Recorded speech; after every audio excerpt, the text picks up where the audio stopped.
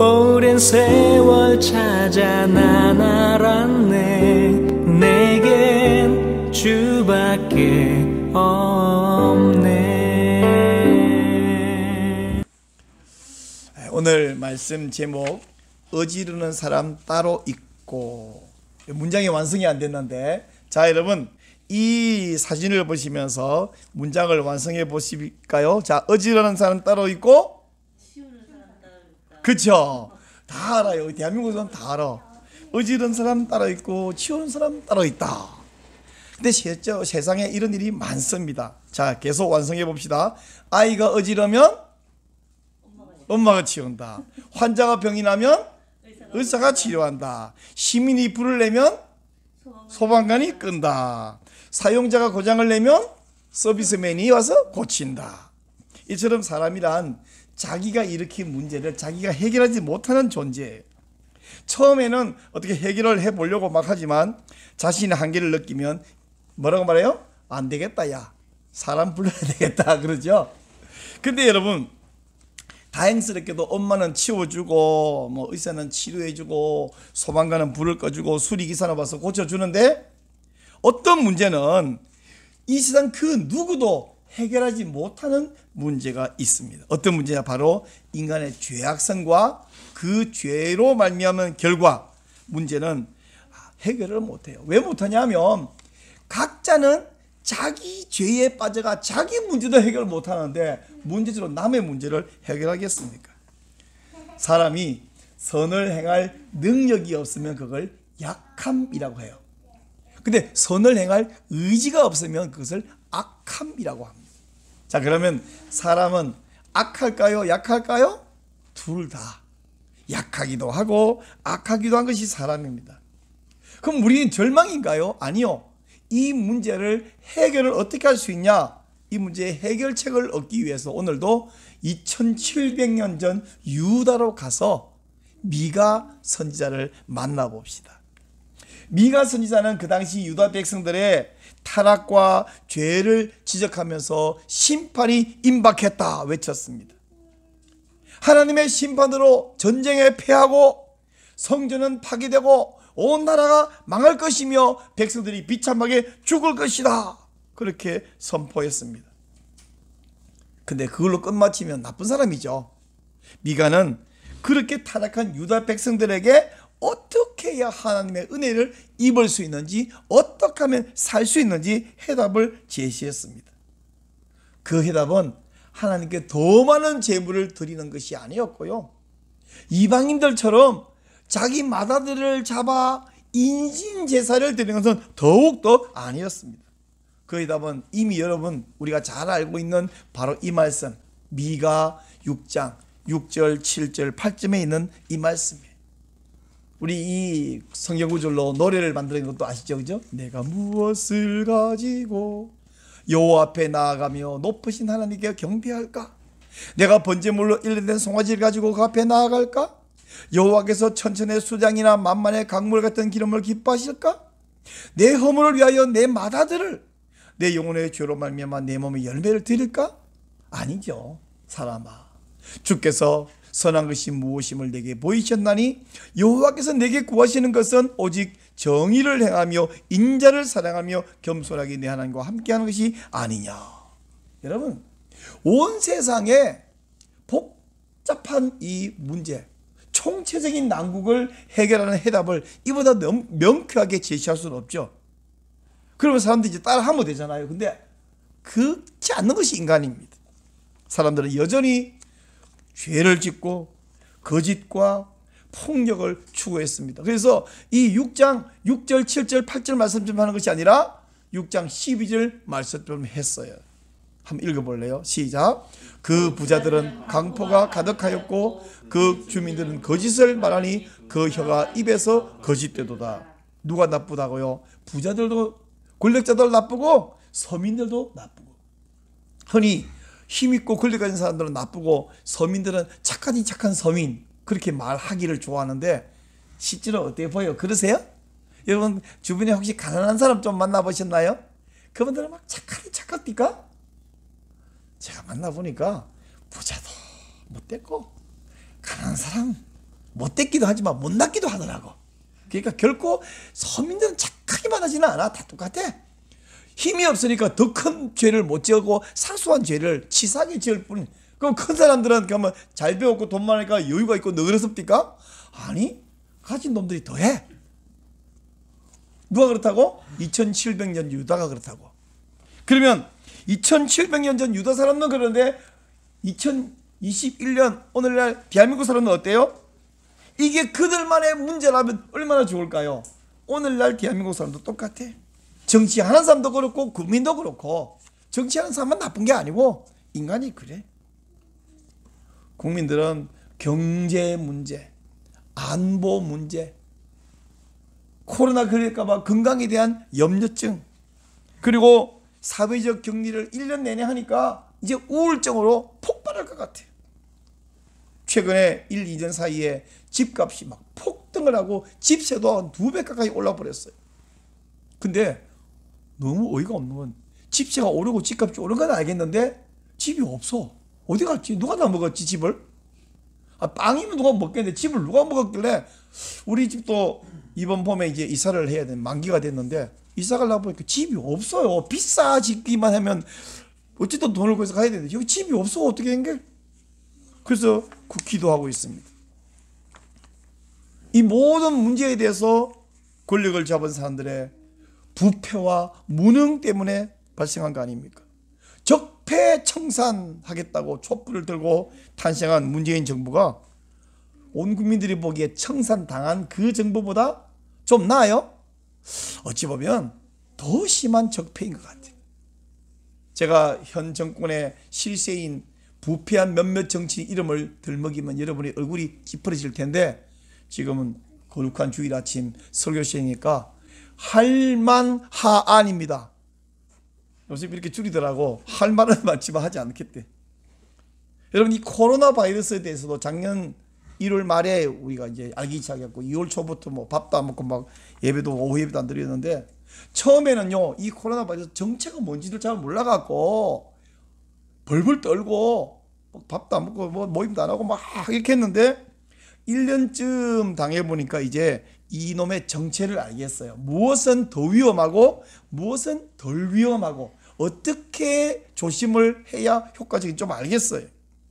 그래서 자세하게 제가 썼는데 칼럼을 쓰는 칼럼을 여러분 주보에 이번 주와 다음 주 연재할 테니까 읽어보시고요. 또 제 카페에도 있으니까 한번 보시기 바랍니다. 하여간 저는 목사고 성경 전문가지 설교 전문가지 바이러스 전문가 아니잖아요. 근데 저 같은 비전문가도 알겠는데 전문가들 책임자들이 의학적으로 과학적으로 대처를 하지 않고 있으니 참 답답합니다.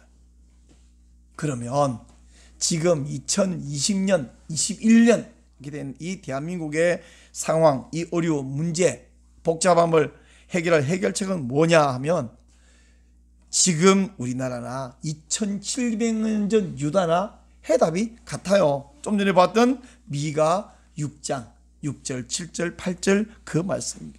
곧 정의를 행하며 인자를 사랑하며 겸손하게 하나님과 함께 행하는 거, 이게 해결책인데 사람들은 누구나 이렇게 하지 않고 어떻게 해요? 아까 봤던 6장 12절처럼 하고 있어요.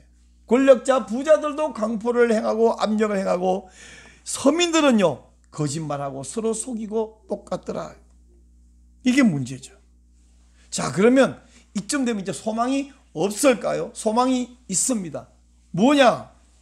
소망이 뭔지를 테스에게 묻지 말고 미가에게 한 번 더 물어봅시다.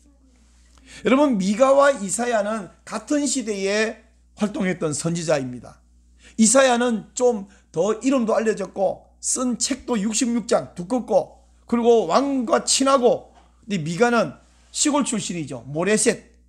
그리고 아버지가 누군지 가문이 영 이름이 없어요. 근데 같은 시대에 활동했습니다.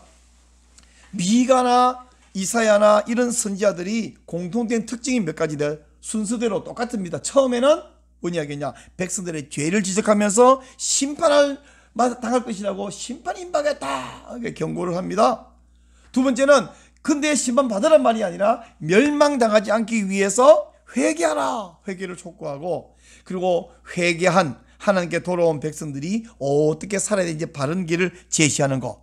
여기까지가 공통된 특징인데, 근데 문제는 이 정도 되면 답이 나왔잖아요 이제. 근데 이 답대로 행하느냐 하면 국민들이 안 행한단 말이에요. 그러니까 회개를 촉구하는 말을 남의 말로 시큰둥한 반응 때에 너희들은 안 되겠다, 이제 끝났다, 니들하고 얘기 안 해 하고 끝나고 손털어야 되는데, 그게 사람들 정상인데 마지막 한 개 더 있습니다. 그 뭐냐면 백성들의 죄에도 불구하고 하나님이 구원하실 것이다 라고 구원을 선포하는 것이 특징입니다. 결국 오늘 말씀 제목처럼 어지러운 사람 따로 있고 치우는 사람 따로 있고, 이게 사람들의 특징인데, 다른 건 다 어지러운 사람 또는 뭐 문제 일으키는 사람, 불 내는 사람도 따로 있지만 해결하는 사람도 따로 있잖아요. 근데 죄의 문제는 어떤 사람도 해결을 못한다는 거예요. 그래서 하나님이 직접 인간의 죄의 문제를 해결해 주십니다. 인간이 한 짓, 그것도 실수를 한 것도 있지만 작정하고 지은 죄, 고의로 지은 죄까지 하나님은 다 해결해 주신다. 이것이 바로 구원의 은혜이고 이것이 바로 복음입니다. 이런 은혜의 이야기는 어디서부터 시작하냐면 에덴 동산에서부터 시작해요. 아담과 하와가 작정하고 죄 지었어요? 실수로 죄 지었어요? 여러분 보기에 작정하고 죄를 짓죠. 우리가 왜 실수로 지어주면 좀 정상참작 봐줄 마음이 생기지만 고의로 작정하고 죄 지으면 괘씸해서도 더 안 봐주는데, 하나님이 에덴 동산에서 아담 하와를 추방하면서 무슨 말씀하시냐? 여인의 후손이 뱀의 후손의 머리를 상하게 할 것이다. 이 말이 바로 메시아 예언, 최초의 예언입니다. 그리고 이들을 추방하면서 뭐했냐? 짐승을 죽여 가죽옷을 만들어 아담 하와에게 입혀줬어요. 그전까지는 나무 잎으로 자기 몸에 몇 군데 가리고 있었겠죠. 짐승을 죽여서 아담 하와를 보호하는 이것도 장차 메시아가 와서 너를 살기 위하여 대신 죽게 할 것이다 하는 약속을 보여주신 것입니다. 이후에도 하나님께서는 계속해서 메시아를 보내서 죄는 너희들이 지었지만 해결은 내가 한다, 이것을 반복해서 보여주셨습니다. 수 없는 약속인데, 직접 말로 한 약속도 있고 행동으로 보여준 약속도 있고요, 어떤 그 시스템, 의식으로 만든 건데, 대표적인 것 중 하나가 속죄제. 제사를 드릴 때마다 짐승을 죽이잖아요. 그리고는 그 피를 뿌리고 하나님과 앞에 제사를 드릴 때에 죄는 사람이 지었는데 그 죄 때문에 누가 죽냐? 양이 죽고 염소가 죽고 소가 죽고 이렇게 대신 죽는 것은 바로 장차 때가 되면 메시아가 와서 너희를 위하여 대신 죽게 될 것이라는 것을 보여주셨습니다. 이사야 선지자나 미가 선지자 같은 이 선지자들은 메시아가 올 것이다, 그가 오면 죄의 문제, 악한 문제, 또 인간의 약한 문제까지 다 해결해 주고 하나님 모든 것을 회복시켜 줄 것이라고 반복해서 예언을 하고 있습니다. 이 모든 말씀을 줄이면 한마디로 뭐요? 어지러운 사람 따로 있고, 아까 여러분은 치우는 사람 따로 있다 그랬잖아요. 근데 치우는 사람은 보통 문제는 하지만 죄의 문제는 치우는 사람이 아니라 하나님, 해결하는 하나님은 따로 있습니다. 같이 시작. 어지러운 사람 따로 있고 해결하는 하나님 따로 있다. 이것이 바로 복음입니다. 복음. 여러분, 선지서 대부분이 다 그렇지만 특별히 미가서 7장 읽을 때에 미가서에 뭐 다양한 이야기가 있지만 딱 두 종류 이야기만 있는데, 첫째 종류 이야기는 뭐냐면 사람들이 타락하고 서로 거짓말하고 착취하고 학대하고 죄를 짓는다. 아무리 말해도 말 안 듣고 계속 죄 짓는다. 이게 한 가지 이야기고, 두 번째는 뉘우칠 마음도 없고 고칠 생각도 안 하고 말 지독하게 안 듣는 그 사람들을 하나님이 와서 회복시키신다. 이거 두 가지 이야기인데, 여러분 이게 앞뒤가 맞아요? 사람들은 말 지독하게 안 들어, 작정하고 고의적으로 죄를 지어. 근데 하나님이 이거 와서 해결해 주신다. 왜? 아니 뭔가 좀 뉘우치고 싹싹 빌고 좀 봐달라 그래서 이게 맞는데 그런 마음도 없어요. 근데 하나님이 해결한다. 야, 앞뒤가 안 맞잖아요. 앞뒤가 안 맞는 이게 바로 은혜입니다. 이게 바로 복음이에요. 저는 이 하나님을 알기에 뻔뻔하게 이렇게 기도합니다. 하나님이 우리 인간의 죄를 다 제대로 갚으시면 살아남을 인간이 한 명도 없습니다. 그러므로 하나님 주님의 긍휼을 베푸시고 주님의 자비를 베푸시고 우리를 용서해 주시고 우리를 회복시켜 주시고 저희를 도와주시옵소서. 참 뻔뻔하죠 제가. 자, 이렇게 뻔뻔한 기도를 하나님은 싫어할까요? 좋아할까요? 하나님은요 이때는 바보예요. 속이 없어요. 이런 뻔뻔한 소리를 듣고 이런 괘씸한 놈아 이러지 않고 넌 나를 아는구나, 넌 뭘 좀 아는구나 이러고는 은혜를 베풀고 기도를 들으시고 자비를 베푸십니다. 아멘. 성경에서 곳곳을 볼 때에 하나님은요 죄를 그렇게 짓고도 뻔뻔하게 하나님 품속으로 파고 들어오는 자식을 내치지 않는 분이고 은혜를 베푸시는 분이시고 복을 주시는 분이시라고 성경의 곳곳에서 말씀하고 있습니다. 자, 그 가운데 대표적으로 미가 7장을 보고 있는데요. 여러분 우리가 아까 읽었던 것처럼 미가 7장에서 7절은 미가가 세상 사람들은 이렇게 죄를 짓고 이렇게 타락하고 이렇게 변질되고 할지라도 오직 나는 이렇게 할 것이다 하고 선포를 했잖아요. 바로 그 선포 7절 선포에 이어 이제 유다 백성들의 화답하는 형식으로 8절 9절 10절 이렇게 나와 있는데 이 8절 9절 10절에서 유다 백성은 뭐라고 고백하는가. 8절을 좀 보죠. 8절 나의 대적이요 나로 말미암아 기뻐하지 말지어다. 그 다음 말이 뭐냐면 나는 엎드러질지라도 일어날 것이요 어두운 데에 앉을지라도 여호와께서 나의 빛이 되실 것이미로다. 자, 여러분 히브리인들의 대표적인 언어 습관 중에 하나가 뭐냐면 대꾸법을 쓰는 거예요. 대꾸라는 것은 앞에 한 구절 뒤에 한 구절인데 이게 앞에 말과 뒤에 말은 내용이 다르고 표현이 다른데 그 사람들은 같은 뜻으로 사용합니다. 이걸 동의 대꾸법이라 그랬죠. 자, 동의 대꾸법을 잘 보면 앞에 말과 뒤에 말의 표현이 다르기 때문에 이 말이 무슨 뜻인가를 앞뒤를 서로 대조해서 같은 뜻이 상호 보충이 돼요. 그럼 무슨 이야기라고 하냐면 다시 일으켜 주신다 라는 말하고 여호와께서 빛이 되신다 하는 말은 같은 뜻입니다. 이게 전혀 다른 표현이지만 같은 뜻으로 하는 말이에요. 사랑하는 여러분, 우리 하나님은 엎어진 사람, 엎어진 교회, 엎어진 나라를 일으켜 세우는 일에 전문가이심을 믿으시기 바랍니다. 불 끄는 데는 소방관이 전문가죠. 병 고치는 데는 의사가 전문가입니다. 가전제품 고치는 데는 서비스맨이 전문가예요. 근데 죄인을 구원하는 데는 누가요? 하나님이 전문가이십니다. 아멘.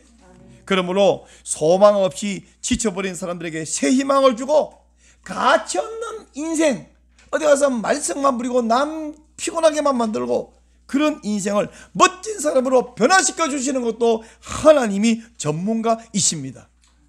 이제 여러분이 아멘으로 화답해 보시기를 바랍니다. 내가 실패했더라도 하나님이 회복시켜 주십니다. 아멘. 우리 가정이 깨어졌더라도 하나님이 싸매어 주십니다. 아멘. 우리 교회가 쓰러졌더라도 하나님이 다시 일으켜 주십니다. 아멘. 우리 한국 교회가 망한 것처럼 보여도 하나님은 다시 부흥하게 하십니다. 아멘. 어지러운 사람 따로 있고 해결하는 하나님 따로 있습니다. 아멘.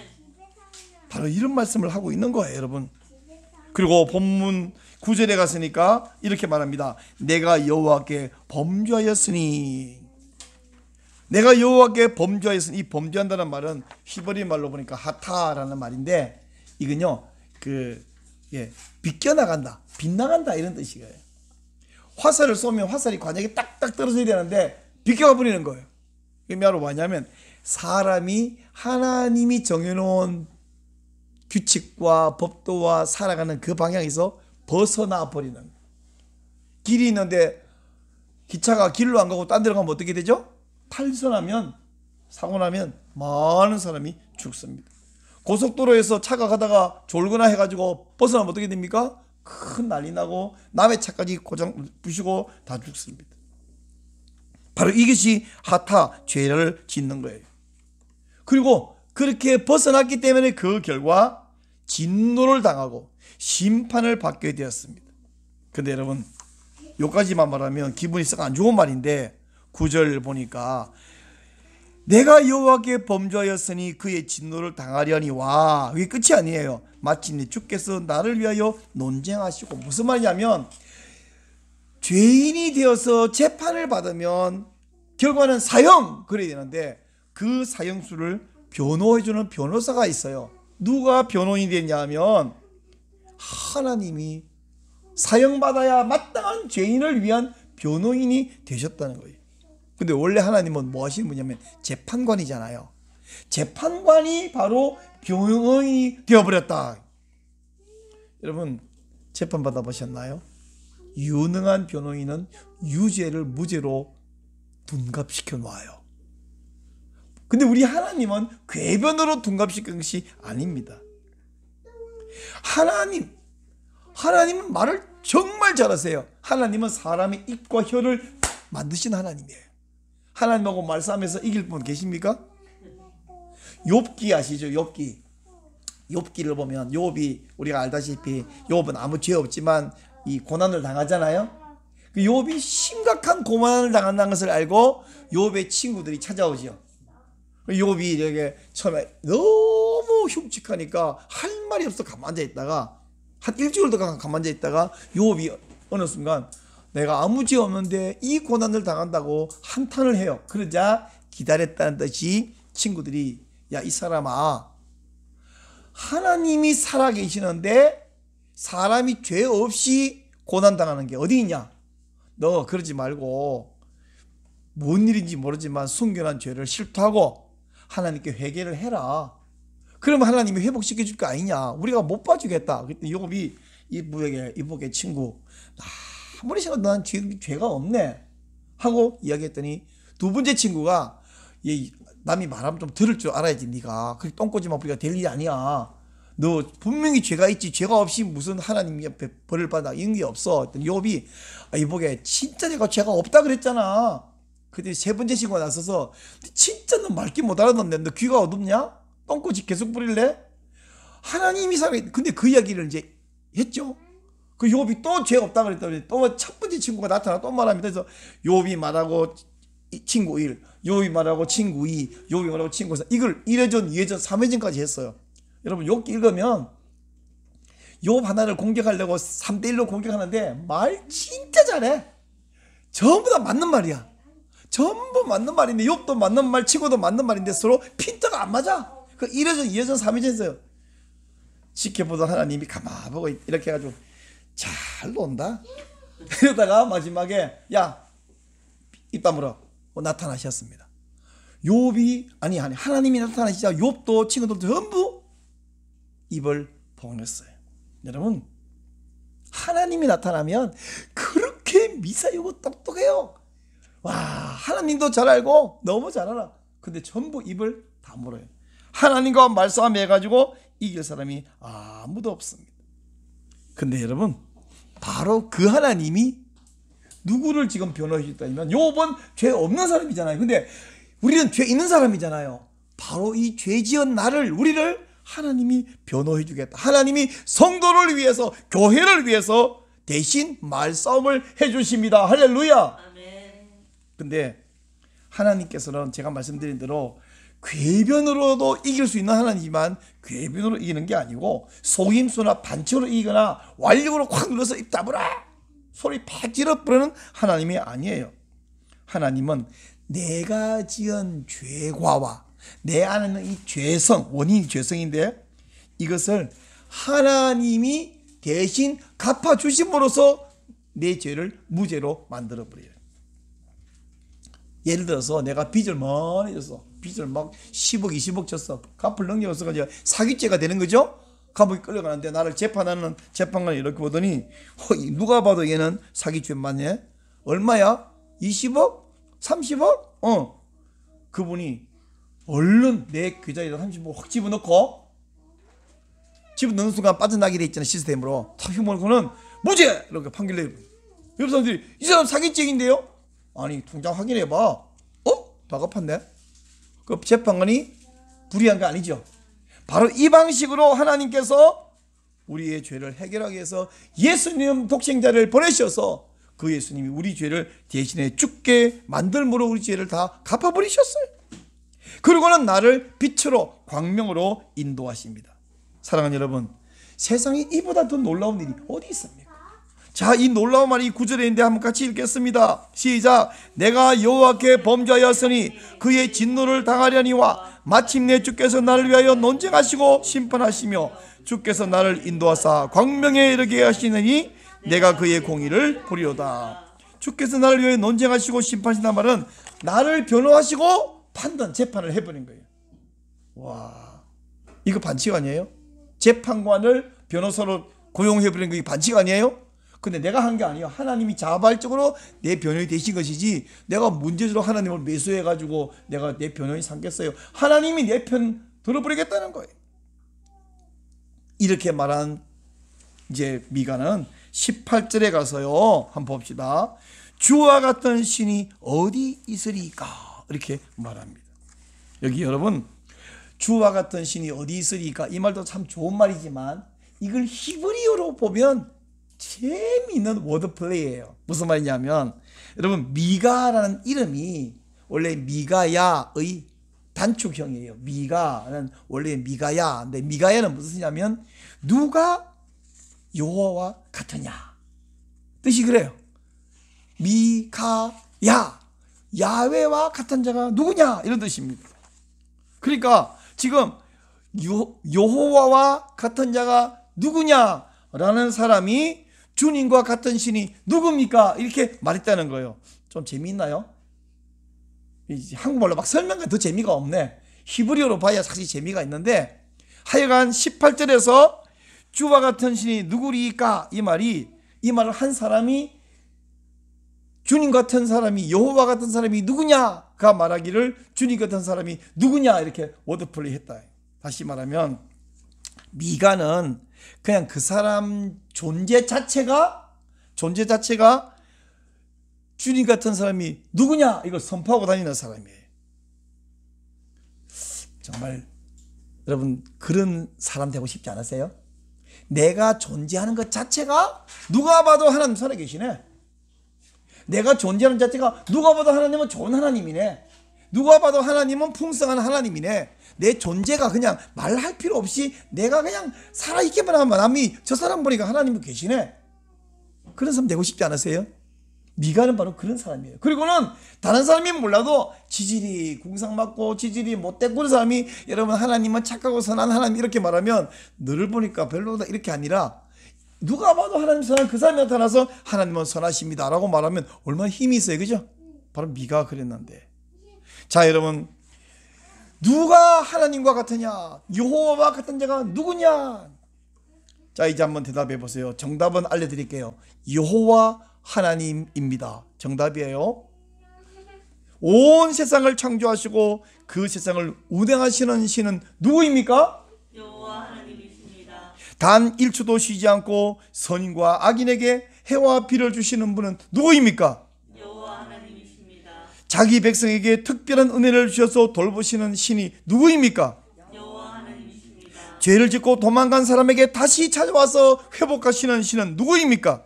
여호와 하나님이십니다. 선지자의 말을 듣지 않고 죄를 짓는데도 구원과 회복을 약속하시는 신은 과연 누구입니까? 여호와 하나님이십니다. 죄를 짓고 자기 인생과 자기 가정과 자기 교회를 망가뜨리는 죄인을 위해서 독생자를 보내어 그 아들이 대신 죽게 하심으로 지옥에서 구원하여 천국으로 데려가시는 분은 누구입니까? 여호와 하나님이십니다.